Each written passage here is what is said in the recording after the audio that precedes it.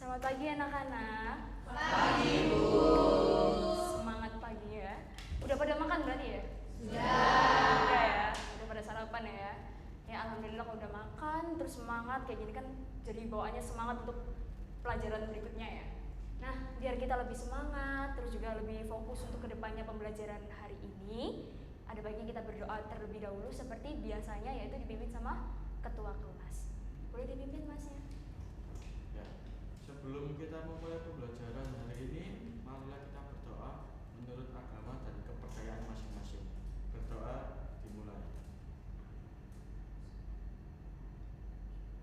Berdoa tak pernah usai. Amin. Ya doain ya, semoga karena kita udah dibuka dengan doa, pembelajarannya bisa berjalan dengan sangat baik. Sebelum dimulai, seperti biasa kita ada presensi terlebih dahulu. Nanti kalau ibu panggil namanya, jangan lupa angkat tangan bilang hadir ya. Ditengok juga kanan kirinya siapa yang belum hadir, nanti bisa disampaikan ke saya ya. Siapa tahu ada yang titip surat juga. Oke. Michael Ananda Herdianto hadir. Diara Leo Sanggiri Hadir. Vanessa Ayu Anggraini Hadir, Bu. Vira Nuraini Hadir, Bu. Hafid Muhammad Anaf Hadir, Bu. Irna Revera Hadir. Safira Islamia Hadir. Trisna Alia Septiarini Hadir, Bu. Oke. Salwa Ataya Hadir, Bu. Oke. Yurika Pavelia Hadir. hadir. Alhamdulillah hadir semua ya. Kalau hadir semua kayak gini kan saya jadi semangat. Kenapa? Karena kita bisa memperoleh ilmu bersama-sama, gak ada yang ketinggalan ya.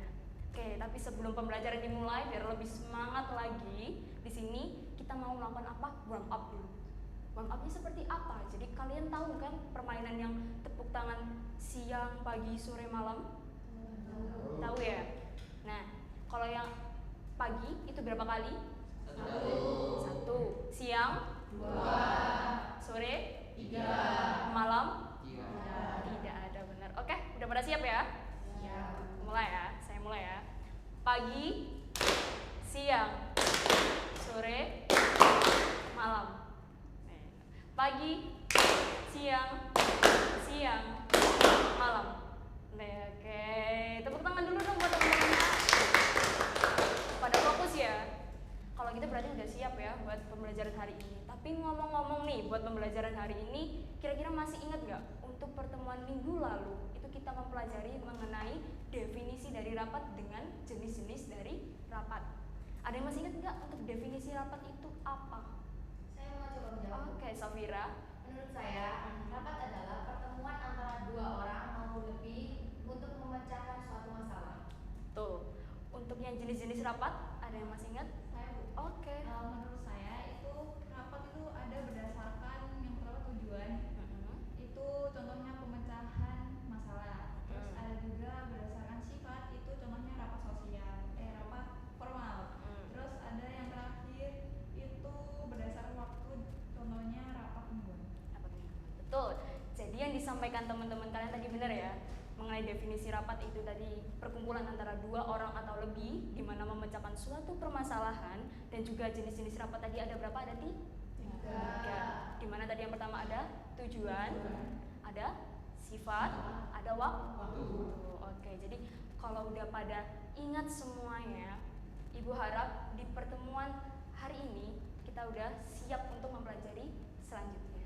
Dipersiapkan untuk buku-bukunya anak-anak.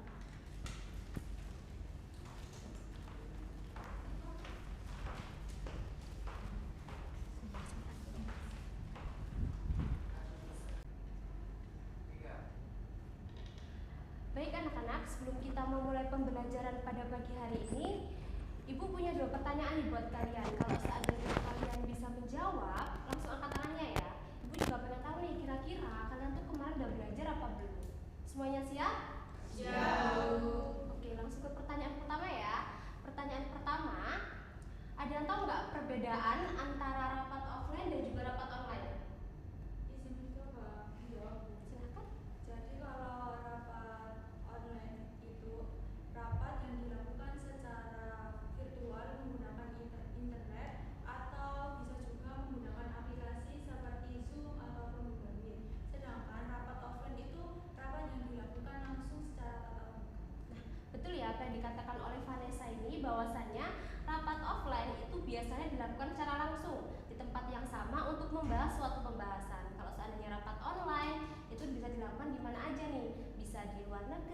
luar kota juga dengan menggunakan aplikasi seperti Google Meet ataupun Zoom. Nah, langsung ke pertanyaan kedua ya. Coba sebutkan 2 alat atau perangkat teknologi yang biasanya digunakan untuk membantu kegiatan rapat offline agar lebih efektif. Ada yang mau mencoba menjawab? Saya ingin mencoba menjawab. Silahkan. Biasanya pakai proyektor untuk menampilkan presentasi, terus pakai mikrofon untuk agar suara terdengar oleh semua peserta. Terkadang pakai speaker maupun papan tulis. Betul ya, seperti yang dikatakan oleh Taya, bahwasanya di setiap rapat offline itu pasti membutuhkan alat ataupun teknologi untuk membantu kegiatan rapat berjalan dengan lancar, seperti mikrofon, proyektor, ataupun papan tulis. Sepertinya kalian sudah siap nih untuk menerima materi pagi hari ini.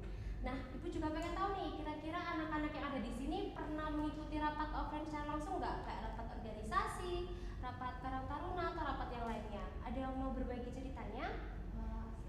Iya, silakan. Saya pernah ikut rapat di sekolah, rapat organisasi di sekolah. Itu kami membahas agenda kegiatan kayak lomba antar kelas, terus kuda bakti, sama kayak event yang akan diadakan tahunan gitu.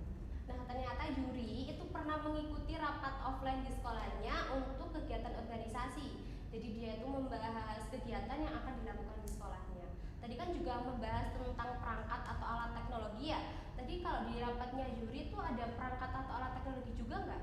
Iya Bu, di situ kebetulan kita pakai proyektor buat nampilin rundown acara, terus pakai laptop buat buka file, terus juga pakai speaker kalau mau nampilin video.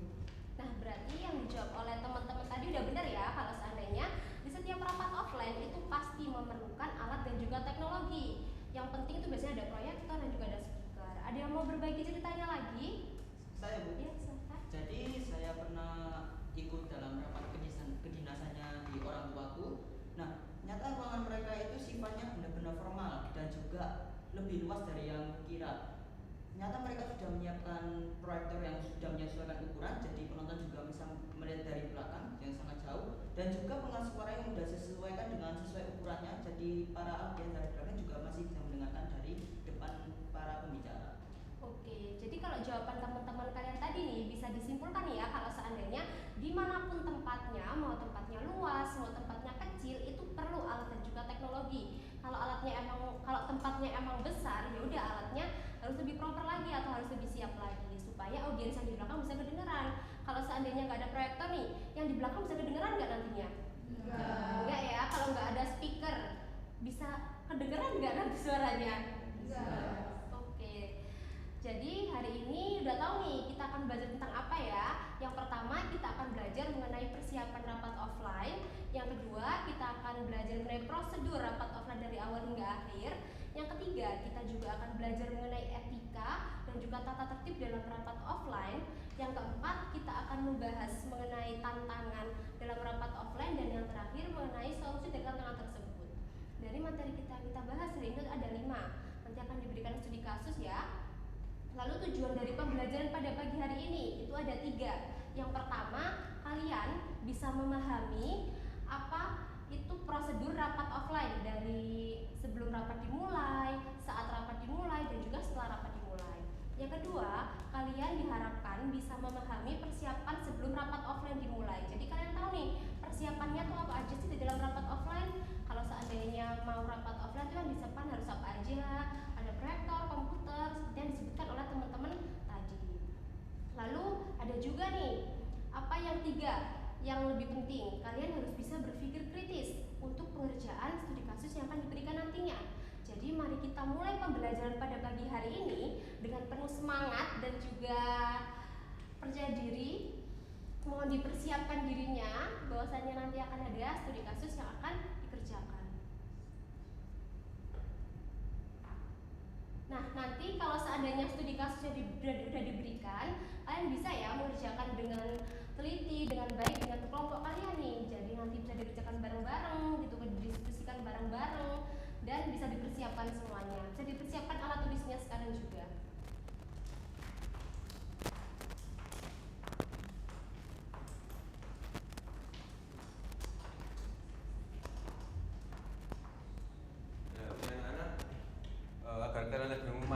materi yang sudah disampaikan tadi, sekarang di sini saya akan memberikan tugas. Tugasnya tugas kelompok yang berbentuk menganalisis studi kasus.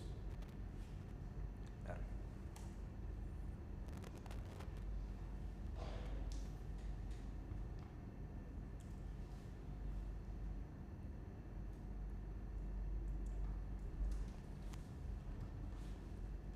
Nah, jadi saya akan bagi kelompoknya terlebih dahulu. Untuk kelompoknya saya mau ada 5 kelompok terdiri dari 2 orang. 10 orang kan ini ya? Iya. Langsung aja tak bagi ya. Ini kelompok 1, kelompok 2, kelompok 3, kelompok 4 sama kelompok 5. Nah, nanti studi kasusnya itu satu cuma pembahasannya berbeda-beda. Jadi tiap kelompok akan mengerjakan satu cuma berbeda-beda gitu aja. Saya bagi dulu ya.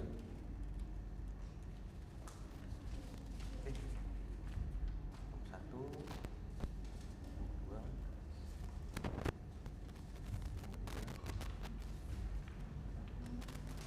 kelompok lima. Jadi di situ kalian bisa baca terlebih dahulu, bisa baca, bisa pahami, lalu mengerjakan. Nanti waktunya saya akan beri waktu 3 menit untuk diskusi, 5 menit untuk presentasi. Jadi gunakan waktu kalian sebaik mungkin untuk memahami, membaca, dan mengerjakan. Nah, selamat mengerjakan.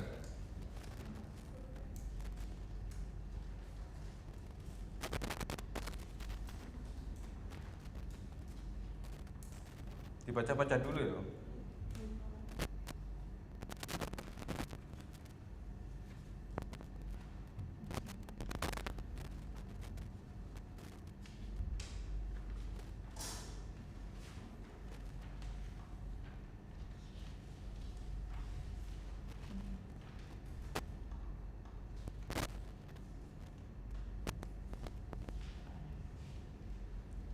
Studi kasus itu ada permasalahannya dulu, dibaca permasalahannya, nanti kalian analisis apa yang menjadi masalah dalam studi kasus tersebut.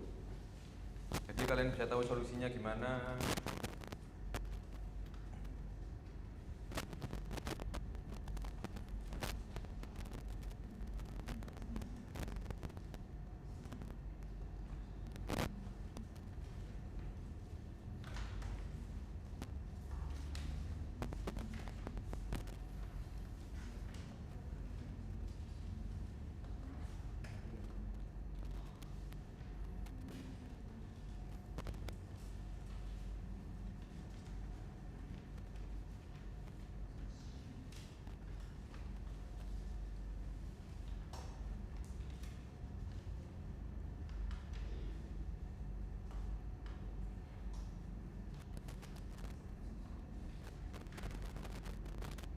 Kelompok 1 bagaimana? Kami sedang memahami tentang pentingnya menghormati giliran bicara Pak, agar rapat bisa berjalan dengan tertib. Bagus. Itu termasuk dari etika rapat ya. Tapi jangan lupa di studi kasus tersebut itu ada persiapan rapatnya. Seperti jadwal rapat, undangan rapat, peralatan buat rapat, itu jangan sampai ketinggalan. Oh iya, itu juga kami mau diskusi lagi, Pak. Oke. Nomor 3. Ya Pak, kami mencatat beberapa pelanggaran seperti peserta datang terlambat, peserta bermain ponsel, dan peserta tidak menghargai giliran bicara. Yaitu seperti tata tertib ya, tata tertib rapat. Nah itu kita harus juga menerapkan tata tertib rapat buat karena kan di rapat kan memang harus ada tata tertib ya biar semuanya ini berjalan secara lancar. Nanti kita melengkapi dengan solusi dan tata tertibnya. Biar lengkap.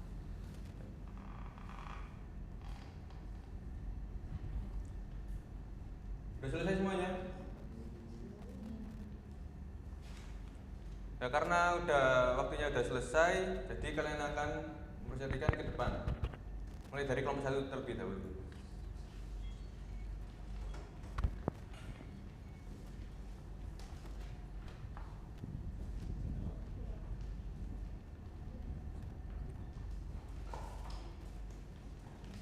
Baik anak-anak, karena waktu diskusi sudah selesai, mari kita masuk ke sesi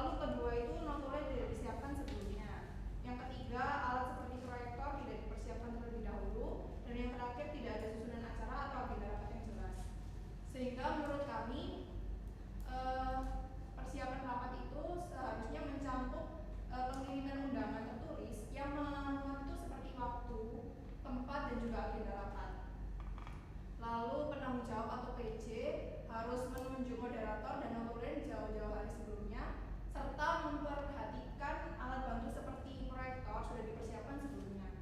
Lalu menurut kami juga susunan agenda itu juga perlu agar rapat bisa berjalan secara teratur. Dan yang terakhir menurut kami pemilihan tempat yang nyaman dan juga tidak berisik itu diperlukan juga dalam rapat. Nah, anak-anak, dari hasil diskusi kelompok 1 ini apakah ada tanggapan atau pertanyaan untuk kelompok 1? Silakan. Saya Bu. Ya, silakan. Saya Michael Nandarjanto ingin tanya ke kelompok 1. Kalian menyinggung soal undangan yang harus dikirimkan jauh-jauh hari. Kalau misalkan seandainya rapat itu ada rapat mendadak dan rapat itu dikasih undangannya hanya berupa di grup WA saja, apakah itu masuk undangan resmi? Izin menjawab pertanyaan dari Mika. Silakan. Menurut saya pribadi itu bisa, asalkan informasi yang diberikan itu lengkap dan jelas. Nah, contohnya itu ada waktu, tempat, agenda, dan siapa yang diundang. Nah, tetapi tetap ada risiko informasi tidak terbaca. Karena makanya itu kita perlu ada follow up untuk memastikan semuanya sudah ada. Baik anak-anak, dalam situasi mendesak, media digital itu sangat berguna sekali. Tapi jangan dilupakan bahwasanya komunikasi yang efektif ini harus dilakukan. Misalnya seperti pesan yang harus dikirim dan mudah dipahami kepada pembacanya. Nah, lalu jika dalam penyelenggaraan sebuah rapat ada peserta yang belum hadir di ruangan rapat tersebut, maka kita bisa melakukan follow up. Nah, siapa sih yang bertanggung jawab dalam melakukan follow up ini? Yaitu adalah penyelenggara rapat tersebut. Seperti itu. Baik, terima kasih kelompok 1, kita berikan apresiasi terlebih dahulu.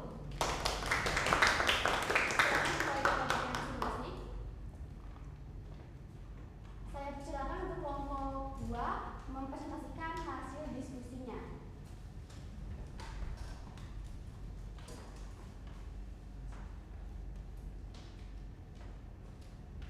Baik, kami dari kelompok 2 akan mempresentasikan mengenai hasil diskusi kami, yaitu prosedur rapat yang tepat. Perkenalkan, saya Trisna dan rekan saya Vanessa. Jadi untuk pertanyaan dari KPD-nya, jadi jelaskan prosedur rapat yang ideal dari pembukaan hingga penutup. Lalu bandingkan dengan kondisi rapat pada kasus apa saja penyimpangannya. Untuk penyimpangan prosedur, yang pertama itu rapat dimulai terlambat karena banyak peserta yang tidak tepat waktu. Yang kedua, tidak adanya pembukaan formal. Ketiga, tidak ada pencatatan hasil rapat yang rapi. Yang keempat, tidak semua keputusan dirumuskan secara jelas di akhir rapat. Lalu bagaimana sih cara prosedur rapat yang tepat? Yang ideal dimulai dari pembukaan oleh pimpinan rapat, penjelasan agenda, pembahasan tiap poin, pengambilan keputusan, dan penutup. Notulen harus dicatat semua hasilnya dan keputusan rapat. Dalam kasus ini, beberapa tahapan yang tidak dilakukan, yang menyebabkan hasil rapat tidak terdokumentasikan dengan baik dan berlangsung kurang efektif. Baik, dari hasil diskusi kelompok 2 ini, apakah ada tanggapan atau pertanyaan untuk kelompok 2? Silakan. Saya izin bertanya, Bu. Oh ya, silakan. Kalian kan sudah menyebut pentingnya notulen. Jadi kalau semisal waktu rapat tidak ada yang bisa jadi notulen karena ingin ikut berdiskusi, bagaimana solusinya? Izin menjawab ya Bu, dari pertanyaannya Ataya tadi. Jadi itu solusinya bisa merekam menggunakan konsep terlebih dahulu, lalu setelahnya itu bisa membuat transkrip secara bersama-sama, atau juga bisa menunjuk salah satu orang secara bergilir agar itu setiap orangnya bisa mendapatkan kesempatan dalam berdiskusi di rapat-rapat berikutnya. Baik, terima kasih untuk kelompok 2, kita berikan apresiasi terlebih dahulu. Nah, jadi anak-anak, teknologi ini sangat membantu sekali apabila kita mengalami kendala peran ganda. Nah, yang terpenting di sini adalah bagaimana hasil rapat tersebut dapat terdokumentasi dan dapat ditanggungjawabkan kemudian hari, seperti itu. Terima kasih untuk kelompok 3, kelompok 2 silahkan kembali ke tempat masing-masing. Selanjutnya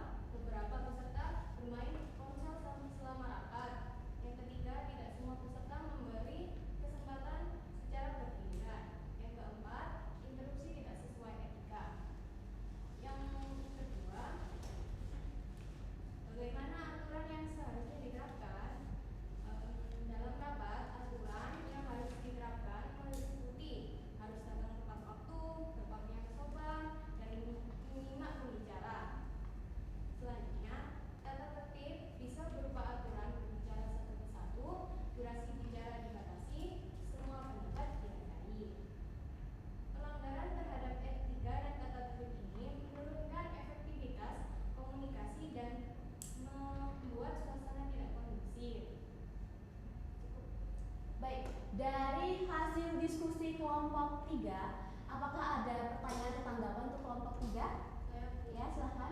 Saya Vanessa ingin menanggapi dan juga bertanya. Sebelumnya terima kasih buat kelompok 3 ya. Izin bertanya kalau semisal ya ada peserta rapat yang tetap memainkan ponsel itu dan mengobrol saat rapat berlangsung, padahal itu sudah diperingatkan. Nah itu tuh alangkah baiknya peserta itu dikeluarkan dari ruangan atau bagaimana cara mengatasinya tanpa membuat suasana itu menjadi tidak nyaman. Saya ingin menjawab dari pertanyaan Raisa.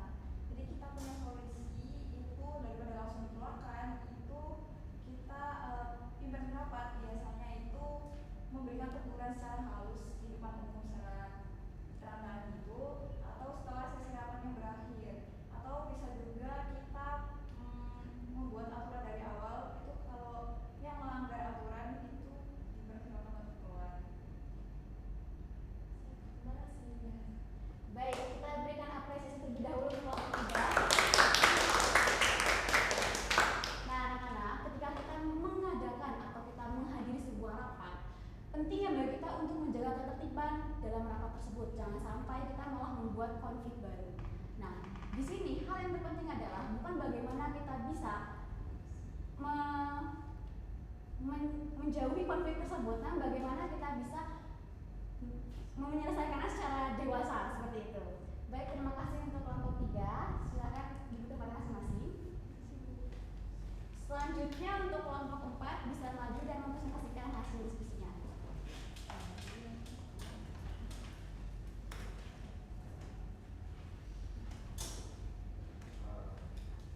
Kami dari kelompok 4 sebelumnya perkenalkan, nama saya Habib Muhammad Ahmad dan rekan saya.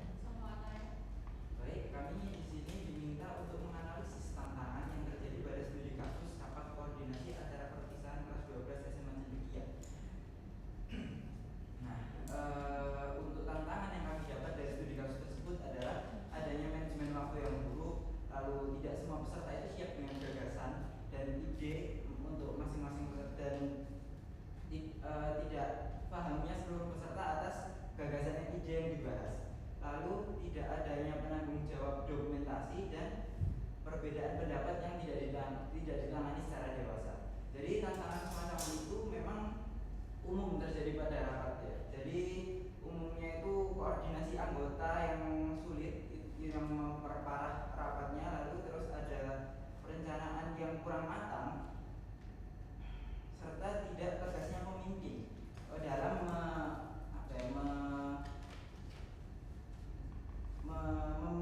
mengarahkan jalannya rapatnya. Jadi tantangan lain yang mungkin juga menghambat jalannya rapat itu ada kayak fasilitas yang tidak memadai, contohnya kayak tidak adanya proyektor atau mikrofon, terus tidak adanya moderator juga yang mengarahkan jalannya rapat, itu juga membuat jalannya rapat itu terhambat untuk mencapai satu kesimpulan. Begitu. Baik, dari hasil diskusi kelompok 4 ini, apakah ada pertanyaan atau tanggapan untuk kelompok 4? Silakan. Saya Ya, silakan.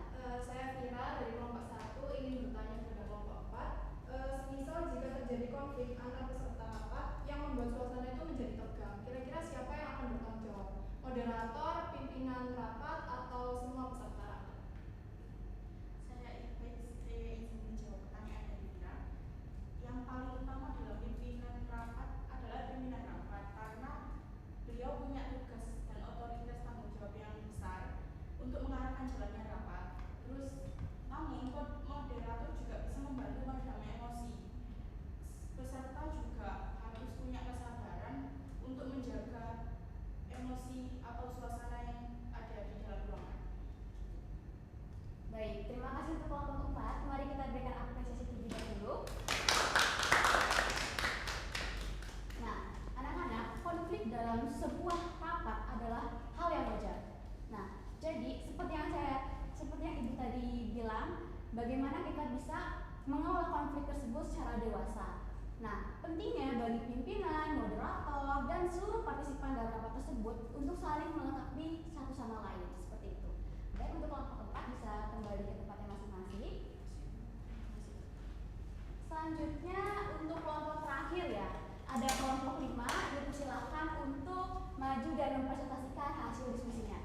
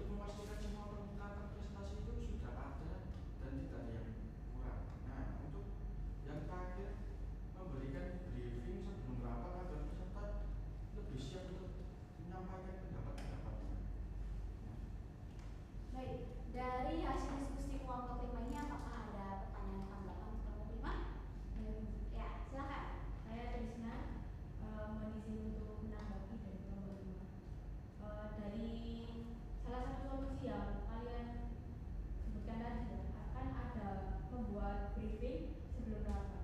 Tapi bagaimana kalau semisal dari peserta itu punya jadwal yang padat atau sibuk gitu ya, dan nggak bisa mengikuti briefing terlebih dahulu?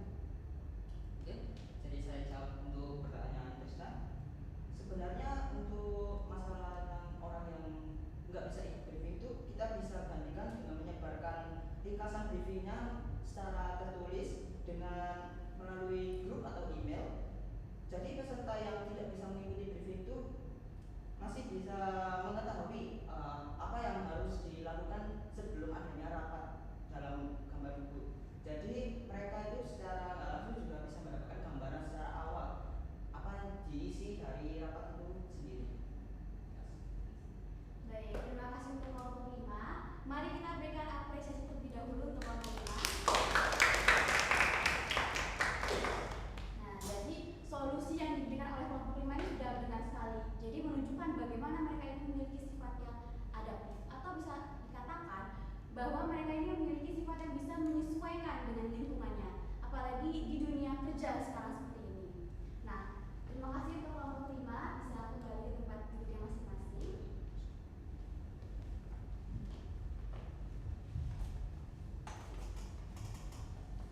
Baik, Ibu lihat kalian di sini sudah paham-paham banget ya dari materi persiapan rapat sampai tadi solusi dan rekomendasi untuk penyelenggaraan sebuah rapat. Nah, Ibu sangat senang sekali melihatnya, dan terutama di sini bisa menilai bahwasanya kalian sudah paham, betul-betul paham. Nah, dari sini Ibu mau bertanya, apakah ada pertanyaan atau tidak dari materi rapat offline ini? Tidak ada? Oke, baik.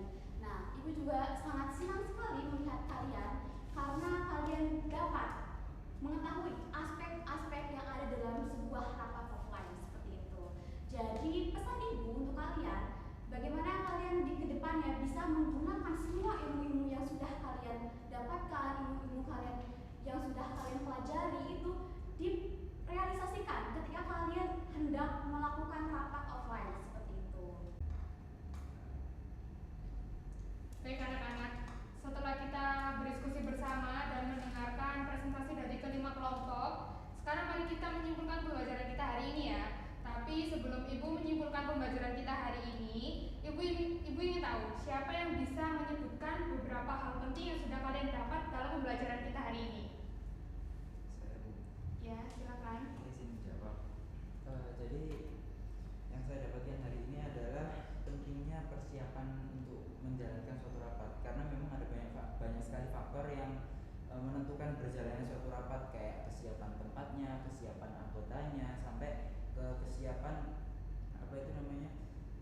kayak schedule-nya, jadwalnya untuk mencapai kesimpulan dari rapatnya itu. Jadi ya memang ada banyak sekali yang perlu disiapkan sebelum melaksanakan suatu rapat. Ya, baik ya, bagus yang disampaikan oleh Hafid. Berarti Hafid ini sudah menangkap ya pentingnya pengelolaan rapat secara offline, dan Hafid juga sudah tahu apa saja yang harus ia lakukan pada saat kalian mengikuti rapat offline, gitu ya. Jadi Ibu lanjutkan. Dari pembahasan kita mengenai pengelolaan rapat secara offline, kita bisa mengambil beberapa hal penting. Yang pertama, dari persiapan. Kalau ingin rapat berjalan efektif, kalian itu harus punya persiapan yang matang. Apa saja persiapan yang matang itu, Bu? Mulai dari tempat. Kalian harus bisa memastikan kapasitas dalam rapat itu cukup. Jadi peserta datang itu tidak melebar kemana-mana. Dan kalian itu juga bisa memenuhi seluruh peserta dalam tempat tersebut. Jadi makanya pemilihan tempat supaya nyaman itu juga penting gitu ya. Selanjutnya itu dari waktu. Waktu itu juga harus ditentukan. Apalagi ini kan untuk kepentingan bersama ya, dimana kalian itu butuh orang datang pada saat rapat. Jadi waktu itu harus dipersiapkan dengan baik. Terus habis itu setelah waktu ada agenda. Agenda itu juga penting supaya kalian itu tahu yang mau dibicarakan pada saat rapat itu apa saja, dan kalian ini tujuannya mau kemana. Jadi rapat ini tuh jelas gitu ya. Setelah agenda, kalian tuh juga harus memikirkan peserta yang hadir. Misal, kalau kalian berada di rapat internal, di mana rapat itu yang menghadiri itu orang-orang tertentu saja. Jadi kalian nggak bisa mendatangkan seluruh anggota pada saat rapat itu keseluruhan. Jadi kalian tuh harus memikirkan siapa saja yang memang dibutuhkan pada saat rapat tersebut, gitu ya. Tapi sekarang Ibu mau tanya, menurut kalian apa tantangan yang sering kalian jumpai pada saat kalian melakukan rapat offline? Ada yang mau berapa? Menurut saya tantangannya itu peserta itu sering tidak fokus, kayak Apa biasanya? Kenapa? ngobrol sendiri, terus bermain HP, atau enggak pikirannya itu kemana-mana, jadinya kayak kurang fokus gitu. Benar ya yang dikatakan Krisna, kadang fokus itu bisa jadi tantangan utama. Apalagi kalau rapat yang kalian lakukan ini berjalan terlalu lama dan bertele-tele. Makanya perlu adanya agenda yang jelas, tujuannya yang jelas, supaya kalian ini bisa memaksimalkan waktu dengan baik. Gitu ya. Jangan sampai kalian ini merugikan orang-orang yang sudah datang. Pembicaranya kemana-mana, waktunya berber kemana-mana, selesainya pun juga akan melebihi batas gitu ya. Jadi harus memaksimalkan waktu dengan baik. Terima kasih ya Krisna untuk tanggapannya. Ada yang ingin bertanggapan lagi? Saya Bu. Ya silakan. Saya setuju sama pendapatnya Krisna tadi karena rapatnya juga bisa molor dari batas waktu yang ditentukan sehingga selesainya juga lebih lama dan jadi mundur. Bagus ya yang dikatakan sama Irna. Memang manajemen waktu itu penting untuk kalian membuat suatu rapat. Apalagi kalian itu tidak hanya sendiri yang melakukannya, kalian itu memerlukan orang-orang yang untuk datang. Jadi sebisa mungkin untuk tidak merugikan orang lain, kita harus efektif dalam membuat suatu rapat gitu ya. Terima kasih Irna untuk tanggapannya. Ada yang mau bertanggapan lagi?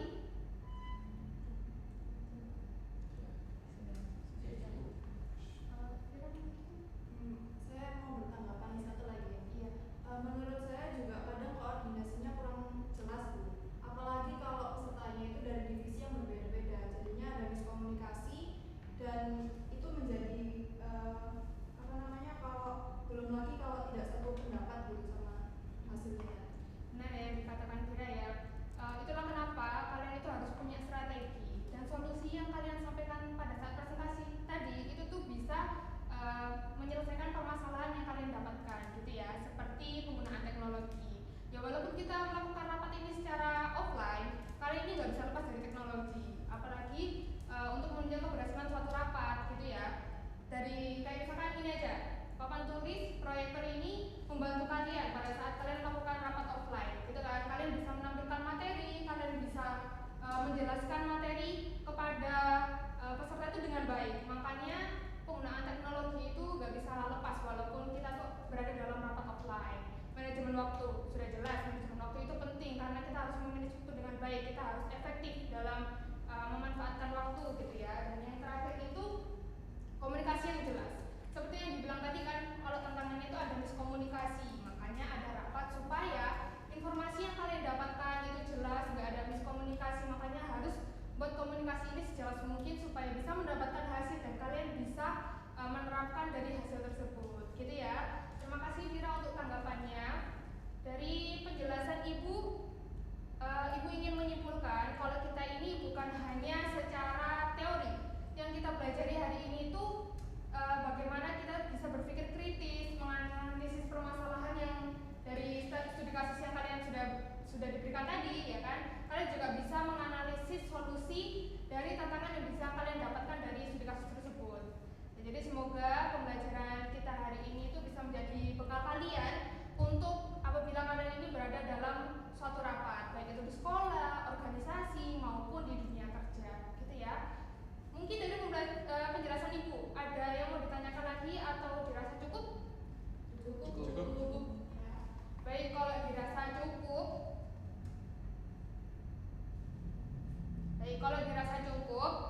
Di minggu depan kita akan membahas pengolahan rapat secara online. Ibu harap kalian di rumah mempersiapkan gambaran dulu tentang rapat online ini seperti apa, mulai dari perbedaannya, persiapannya apa, terus tantangan apa yang mungkin bisa kalian jumpai pada saat kalian melakukan rapat online. Dan juga kalian bisa di minggu depan itu memberikan pengalaman kalian apabila kalian sudah pernah mengikuti rapat online, gitu ya. Sudah jelas ya berarti ya, karena